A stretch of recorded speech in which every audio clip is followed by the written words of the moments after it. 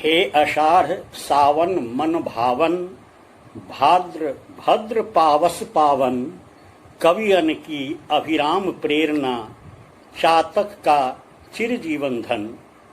इन पंक्तियों के साथ मैं क्षितिज के इस पावस पर्व में सभी विद्वान साहित्यिक मित्रों और साहित्य रसिकों का हार्दिक स्वागत करता हूं, अभिवादन करता हूं, अभिनंदन करता हूं। मित्रों, अभी जो मौसम या ऋतु बीत रही है वह वर्षा की ऋतु है। इसे ही पावस ऋतु भी कहते हैं। यह ऋतु संपूर्ण जीवन को अपने में धारण करने का ही एक नाम है और इसके जो अलग अलग रूप हैं, विविध रूप हैं, वे मनुष्य को इस धरती पर जीवित बनाए रखने के लिए, अस्तित्व में कायम रखने के लिए अनिवार्य होते हैं। जब चर्चा पावस की होती है, वर्षा ऋतु की होती है, तो दिनकर की पंक्तियां याद आती हैं कि राजा वसंत वर्षा ऋतुओं की रानी। वसंत को राजा कहा गया और वर्षा को ऋतुओं की रानी कही गई और दोनों की कहानी भिन्न है। वसंत यानी राजा के गले में फूलों का हार है और ऋतुओं की रानी की आंखों में जल का प्रवाह है। यह आदिकाल से मनुष्य को इस धरती पर जीवित बनाए रखने में सहयोग करता आ रहा है, या कहें कि उसी के कारण मनुष्य इस धरती पर कायम रहने में सक्षम है। ऋग्वेद में उसके सूक्तों में इस मौसम की भी चर्चा हुई है, इस मौसम का भी उल्लेख हुआ है और इसका उसके 83वें सूक्त की प्रथम ऋचा में कहा कि वैदिक काल में इसे महाशक्ति दानवीर और भीम गर्जना करने वाले देवता के रूप में स्मरण किया गया है, सूचित किया गया है और कहा गया है कि यह वृषभ के समान निर्भीक है और पृथ्वी तल की औषधियों में बीजारोपण करके नवजीवन के आगमन की सूचना देता है।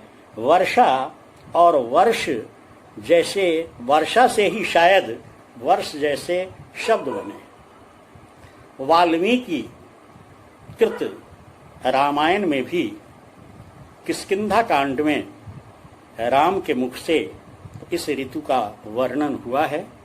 उसके 28वें सर्ग में राम वर्षा का वर्णन करते हुए, उसकी सुंदरता का वर्णन करते हुए कहते हैं कि वर्षा काल आ पहुंचा, देखो पर्वत के समान बड़े बड़े मेघों के समूह ने से आकाश आच्छादित हो गया है। संस्कृत में कालिदास तो मेघ के विशेषज्ञ हैं। पावस, उनके संपूर्ण काव्य की आत्मा पावस में निवास करती है और मेघदूत का हर श्लोक उस पावस के दूत यानी मेघ की अभ्यर्थना, उसके रूप, उसके गुण, उसकी विशेषताओं के चित्रण में लगता है। ऋतु संहार एक ऐसा काव्य है जिसमें भारत की 6 ऋतुएं चित्रित हुई हैं, जो कालिदास का प्रथम काव्य ग्रंथ है। हम अगर कहना चाहें कि इस वर्षा की वैसे ऋतुओं के संबंध में जो अनेक, या कहें कि भारत में कम से कम 2 तरह की ऋतु की चर्चा होती है। एक वह जिसमें 4 ऋतुओं का वर्णन होता है। अंग्रेजी भारतवर्ष में 6 ऋतुओं की चर्चा होती है, या हिंदू जो मान्यता है उसके अनुसार 6 ऋतुएं हैं और वर्ष के जो 12 महीने हैं उनमें से 2-2 महीने प्रत्येक ऋतु के खाते में आते हैं। चैत्र से वैसाख तक को वसंत ऋतु माना गया है। ज्येष्ठ और आषाढ़ को ग्रीष्म के अंतर्गत समाहित किया गया है। वर्षा यानी पावस को श्रावण एवं भादो 2 महीनों में समेटा गया है। आश्विन एवं कार्तिक को शरद ऋतु का नाम दिया गया है। मार्गशीर्ष यानी अगहन और पूष को हेमंत कहा गया है और अंतिम शिशिर यानी विंटर अंग्रेजी में माघ से फाल्गुन, इन दोनों को इसी में समाहित किया गया है। तो इस प्रकार यहाँ 6 ऋतुएं हैं। एक बात स्मरणीय है कि ये ऋतुएं जो हैं वे भारतीय जीवन, समाज और कृषि के मानदंड हैं, या कहें कि उनके मेरुदंड हैं। इन्हीं के आधार पर वे सब नियंत्रित होते हैं, संचालित होते हैं। इन ऋतुओं की अपनी अपनी महत्ता है। सारी ऋतुओं का अपना अपना महत्व है, लेकिन जो पावस ऋतु है उसका महत्व इस अर्थ में विशेष है कि इसके बिना जीवन की संभावना समाप्त हो जाती है। ऐसा सोचा गया है कि आकाश जो है वह धरती से इन बादलों के माध्यम से ही मिलता है। ये दोनों में समागम होता है, यानी आकाश और धरती। आकाश पुरुष तत्व है, धरती स्त्री तत्व है, और बादल जो हैं वे पुरुष का वीर्य तत्व है। जब धरती पर वे बादल बरसते हैं जल के रूप में, तो धरती जो है वह रसा बनती है, उर्वर बनती है। इस पर जीवन अंकुर फूटते हैं। कवियों ने, लेखकों ने इसकी चर्चा भी बार बार की है।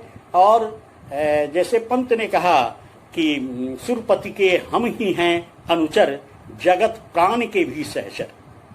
कालिदास कहते हैं कि त्वया यत्तं कृषि फलमिति भ्रू विलासान भिज्ञै प्रीति स्निग्धैर जनपद वधु लोचनै पीयमाना। कृषि अन्न तेरे अधीन है, तेरे गुण का आर न पार।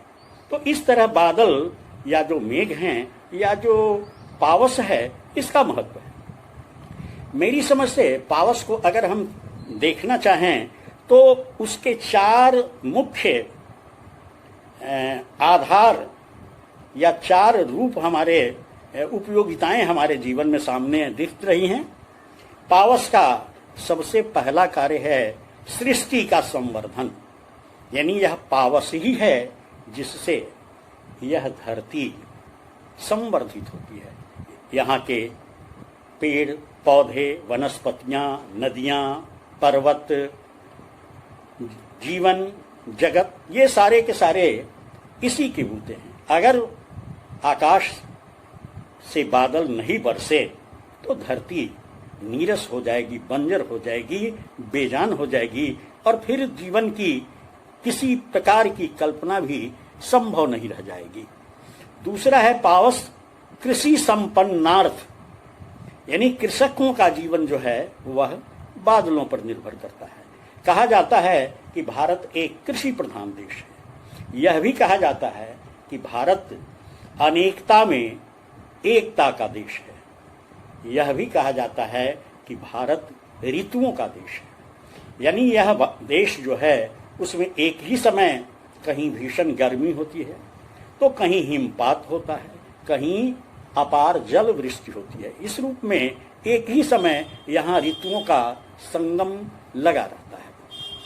तो कृषि जगत के लिए यह मौसम या पावस ऋतु या वर्षा की ऋतु अनिवार्य है। लेकिन कृषि जगत के लिए यह केवल जीवन ही नहीं देता है, बल्कि कृषि जीवन में यह उत्पात भी मचाता है। यानी जब बहुत ज़्यादा बारिश होती है, बादल टूटते हैं, फटते हैं, या जब भीषण जल प्लावन आता है, बाढ़ आती है, तो सारा कृषि जगत भी समाप्त हो जाता है, नष्ट हो जाता है। बावजूद इसके पावस की कृपा के बिना, वर्षा ऋतु के आशीर्वाद के बिना कृषकों का जीवन समाप्त प्राय हो जाता है, या कहें कि उसके अभाव में सारा कृषि लोक सूना हो जाता है, सूखे का शिकार हो जाता है। तीसरा, इस पावस का जो विशेष महत्व है वह साहित्य और कला जगत के लिए है। यानी साहित्य एवं कला के सृजन के मूल में इस ऋतु का, पावस ऋतु का, इन मेघों का विशेष योगदान होता है। अनादिकाल से मनुष्य आकाश के बादलों को देखकर उत्फुल्लित होता रहा है, हर्षित होता रहा है, उसके एक कंठ से गीत फूटते रहे हैं, वह अपनी खुशियों को अनेक रूपों में प्रकट करता रहा है। चित्रकार चित्र के माध्यम से, कवि छंदों के माध्यम से, लोक गीतों के माध्यम से इस ऋतु का अभिवादन करता रहा है। और अंतिम रूप से चौथा कहें कि पावस का जो सबसे ज्यादा एक असर है वह प्रेमी हृदय को स्पंदित करने के लिए। यानी मनुष्य अपने आप में हर मौसम में एक समान मनोभूमि में नहीं रहता है। ग्रीष्म में उसका तन बदन पसीना और गर्मी से झुलसता होता है, लेकिन वर्षा के आते ही उसके शरीर में एक प्रकार की सिहरन, उसके रोमों में एक तरह की पुलक और दृष्टि में एक प्रकार की चमक पैदा हो जाती है। आकाश के उमड़ते घुमड़ते बादलों को देखकर उसे अपने प्रिया का स्मरण भी आता है, उसे अपने प्रणय का स्मरण भी आता है, और ऐसे समय में वह अपनी प्रिया को और या अपने प्रिय को पास भी देखना चाहता है। इसलिए कालिदास ने अपने मेघदूत में इसका कहा कि मेघालोके भवति सुखिनो प्यन्नथा वृत्ति चेतः कंठा श्लेष प्रणयिनी जने किंग पुनर्दूर संस्थे। यानी मेघ के दर्शन मात्र से मनुष्य के मन में विरह भाव जागृत हो जाता है। यहाँ तक जो दूर है उसकी कौन कहे, जो प्रिया के गले से आलिंगनबद्ध भी है वह भी क्षण भर के लिए विरह की अनुभूति से उत्प्रेरित या उत्तेजित होने लगता है। तो यह जो ऋतु है कवि लेखकों और कलाकारों के लिए विशेष महत्व का है। संगीत की दुनिया में मेघ मल्हार राग जो है वह बहुत ही परिचित और प्रसिद्ध राग है। तो इस रूप में हम कह रह सकते हैं कि पावस की उपयोगिता या महत्व सृष्टि के संवर्धनार्थ, कृषि कार्य के संपन्नार्थ, साहित्य एवं कला के सृजनार्थ तथा प्रेमी हृदयों में स्पंदन उत्पन्न करने के लिए विशेष रूप से जाना जाता है। हम इस ऋतु की बात करें तो इस ऋतु में यानी सावन और भादों में कई पर्व भी होते हैं। रक्षाबंधन इसी सावन महीने में होता है। इसी महीने में और भी कई पर्व नियोजित होते हैं। भादो महीने में भी कृष्ण जन्माष्टमी का पर्व होता है।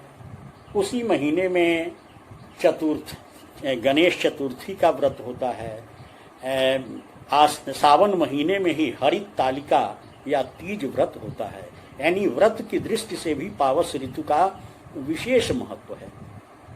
इतना ही नहीं, मनुष्य ने पावस को अपने जीवन का एक आधार के रूप में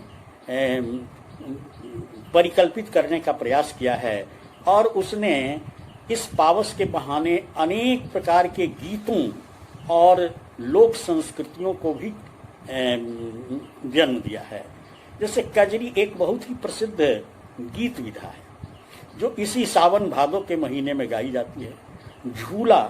झूले का गीत भी इसी से संदर्भित है और साहित्य का कोश जो है इस ऋतु गीतों से भरा पड़ा है, पावस गीतों से भरा पड़ा है। हम अतीत की बात कर रहे थे।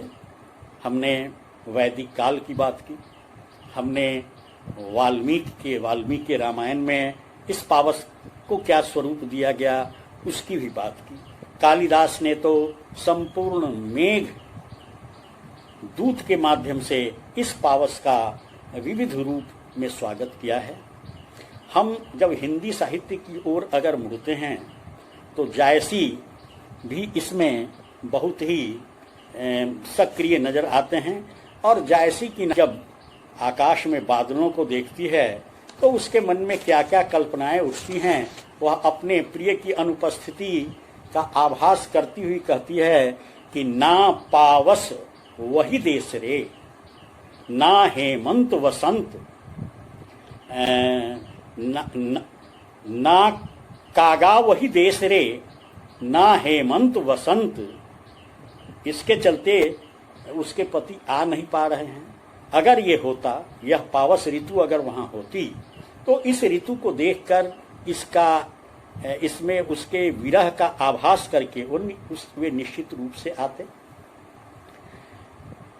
हम सूर के पदों में देखें तो सूर सागर तो सागर ही है, और सूरदास की गोपियां तो स्वयं बादल और बरसात बन जाती हैं कि निस्दिन बरसत नैन हमारे, सदा रहत पावस ऋतु हम पे, जब से श्याम सिधारे।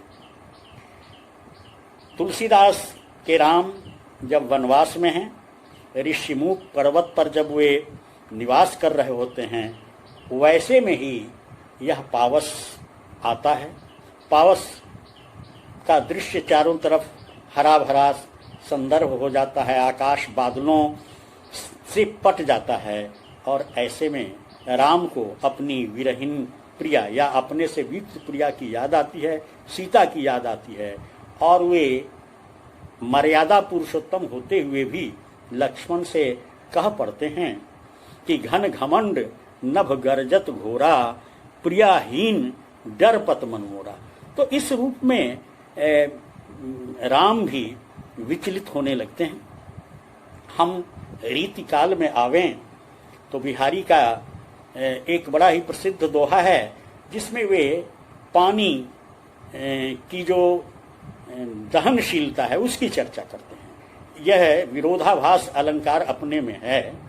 वो कहते हैं कि पावक झरते मेह झर, दाहक दुसह विषेख, दहय देह या के परस, वाहि दृगन ही देख। यानी आग को छूने के बाद शरीर में जलन होती है, शरीर जलता है, लेकिन पानी की झड़ी को देखते ही मन व्याकुल हो जाता है, मन में एक प्रकार की जलन, एक प्रकार की ज्वाला पैदा हो जाती है। हम उसी काल के और कवि को लें, पद्माकर ने तो एक ऐसा दृश्य खड़ा किया है कि झहरी झहरी झीनी बूंद है परति मानो, घहरी घहरी घटा घिरी है गगन में, आनी कहो मोसे श्याम चलो झूली वे को आज, फूली न समानी भई ऐसी ही मगन में, चाहत उठाई उठी गई सो निगोरी नींद, जागी गयो भाग मेरे जागी के जगन में, आंखी खोली देखियो तो न घन है न घन श्याम, वह बूंदे छाई मेरे आंसू होए दृगन में। तो इस रूप के, इस तरह के कलात्मक और इस तरह के मार्मिक पद मतीराम के हैं, ये पद्माकर के हैं। मतीराम एक जगह वर्णन करते हैं कि गोपियां झूला झूल रही हैं और हर पैंग के साथ उनके मन में उल्लास, उमंग और प्रीति की भावनाएं भी तरंगित हो रही हैं। वो कहते हैं कि काम झूले उर्मे उरोजनी में दाम झूले, कान झूले प्यारी की अन्यारी अखियां। तो ऐसा यह पावस है जो मनुष्य को अपने रंग और अपने ढंग से जीने के लिए विवश करता है। तो ये जो रीतिकालीन कवि हैं, इन्होंने भी पावस पर एक से एक सुंदर रचनाएं की हैं। हम हिंदी साहित्य में अगर प्रवेश कर लें तो पाते हैं कि यहाँ भी पावस अपने अलग अलग विविध रूपों में अनेक रूपों में परिव्याप्त है और हम या साहित्यकार उसका अभिनंदन उस रूप में करते हैं। पंत की बादल कविता बड़ी ही प्रसिद्ध है। इसमें उन्होंने कहा कि सुरपति के हम ही हैं अनुचर, जगत प्राण के भी सहचर। तो ऐसा उन्होंने कहा। फिर आगे इसी में कहा कि धूम धुआरे काजल कारे ओ मतवारे बादल, यानी ये बादल जो हैं धुएं की तरह हैं, काले हैं, मतवाले हाथी की तरह हैं। कालिदास ने भी जो कहा वह कहा कि धूम ज्योति सलिल मरुतांग स्वनिपात कौमेघ है। उन्होंने यहां तक कह दिया कि बादल जो है वह बहुत ही उच्च कुल का है, श्रेष्ठ कुल का है। कहा कि जातं वंशे भुवन विदिते पुष्करा वर्तका नाम जानामि त्वाम प्रकृति पुरुषम काम रूपम मघोन। ये काम रूप मघोन है। काम रूप रीति काल में या रीति मुक्त काल में घनानंद ने इसे कहा कि परकाज ही देह को धारी फिरे, परजन्य जथारथ होए बरसै, निधि नीर को सुधा को समान करे, सब ही विधि सज्जनता सरसे। तो इस तरह से बादलों की अभ्यर्थना की। पंत के बाद प्रसाद ने भी बादलों का अभिनंदन किया अपनी कविता में। महादेवी तो मैं नीर भरी दुख की बदली के द्वारा विशेष रूप से पहचानी जाती हैं, यानी उनका संपूर्ण जीवन उस नीर भरे या जल भरे बादल की तरह है। महाप्राण निराला की बादल राग कविता एक लंबी कविता है और जिसमें उन्होंने बादल के रंग बिरंगे चित्र खींचे हैं। झूम झूम मृदु गरज गरज घनघोर, राग अमर अंबर में भर निजरो। तो इस प्रकार हम देखते हैं कि ये बादल न सिर्फ मनुष्य के तन मन को भिगोते हैं बल्कि हृदय को भी आह्लादित करते हैं, उत्फुल्लित करते हैं। कहीं तो वे जलधार के रूप में जीवन का पोषण करते हैं, वनस्पति जगत को समृद्ध करते हैं, और कहीं वह लोगों के मन में हृदय में पुलक पैदा कर उन्हें कभी अपने प्रिय की याद दिला देते हैं, कभी प्रिय के अभाव में आंसू बहा देते हैं, कभी संजोग के क्षणों में उन्हें ज्यादा ही भावुक बना देते हैं। इस वर्षा ऋतु पर जो वैज्ञानिकों ने अध्ययन किया है, जीव वैज्ञानिकों ने, तो पाया है कि धरती पर अधिक गर्भाधान के जो आंकड़े हैं वे वर्षा ऋतु में होते हैं। यानी वर्षा ऋतु जो हैं वे जीवन अंकुर लाने वाले हैं, ये जीवन को अंकुरित करते हैं, इसका बीजारोपण करते हैं, सृष्टि को आगे बढ़ाने में ये सहयोग का कार्य करते हैं, या कहें कि सृष्टि के संवर्धन में इनका असीम योगदान होता है। तो इस रूप में पावस ऋतु और उसके बादल संपूर्ण जीवन को अपने में धारण किए हुए हैं। जीवन का एक अर्थ जल भी होता है और इस जल के बिना जीवन दूभर है। जल के बिना यह संसार मरुस्थल बन जाता है। बादल और मेघ के बिना मनुष्य का जीवन भी नीरस, बेजान और कल्पना विहीन हो जाता है।